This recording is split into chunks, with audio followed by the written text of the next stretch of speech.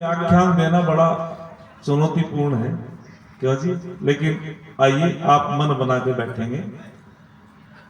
एक बहुत सुंदर मंत्र आता है, अधय पशस्य मोपरी संतराम पाद कौ भर माते कस पल कहु दृशन स्त्री ही ब्रह्मा बहुविध।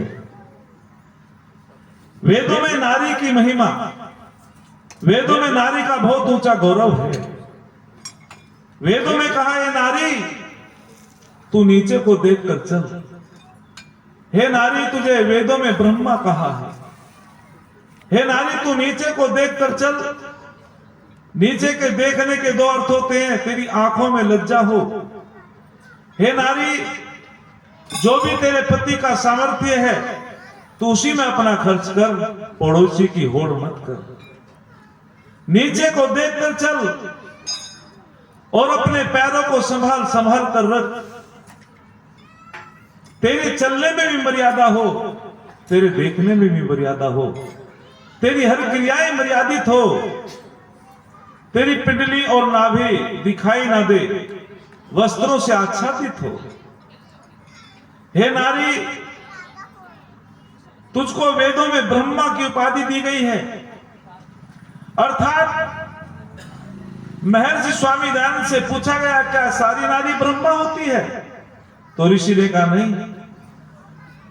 और एक शब्द आता है वेदों के अंदर, सुषम कासा, अर्थात जो सुंदर अच्छी प्रकार से भली प्रकार से अपने कुल को चमकाने वाली, जो वेद की आज्ञाओं का पालन करती है, जो संस्कारों से युक्त होकर के, जो विद्या से युक्त होकर के,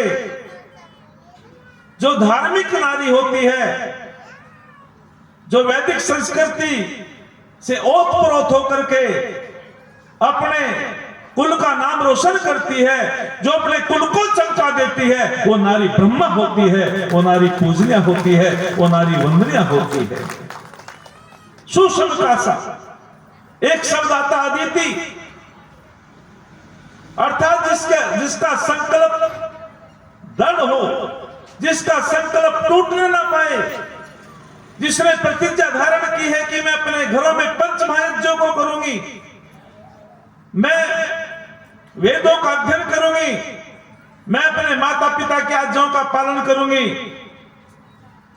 और जो नारी शिव संकल्प धारण करती है, जिसके संकल्प कमजोर नहीं होते, ऐसी नारी ब्रह्मा होती है, ऐसी नारी वंदनीय होती है।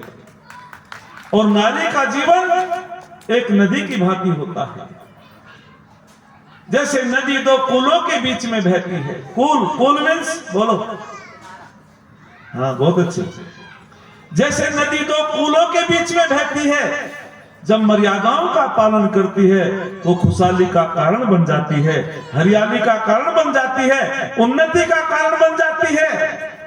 और जब मर्यादाओं को तोड़ देती है, वो किनारों से बाहर हो जाती है, वो विनाश का कारण बन जाती है, पतन का कारण बन जाती है।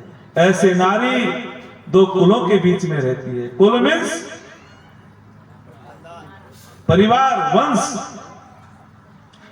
ऐसे नारी दो कुलों के बीच में रहती है।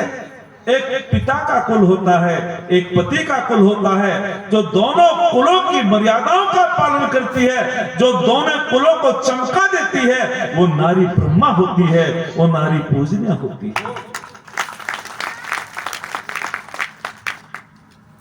हमारे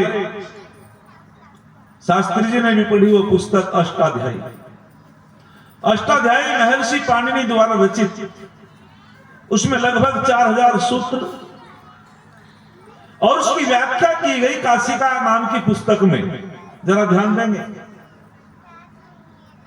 काशिका नाम की जो पुस्तक है उसमें व्याख्या की गई, लेकिन कुछ व्याख्या पौराणिक विद्वानों ने भी की।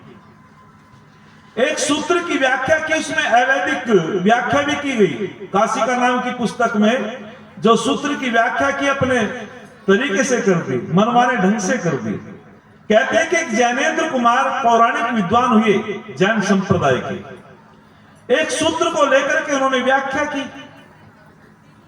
और सूत्र था शोकः, ये हेतु, अर्थात इसका मतलब था कि शोक का कारण क्या है, दुख का कारण क्या है। बहुत सुंदर कि शोक का कारण क्या है, दुख का कारण क्या है।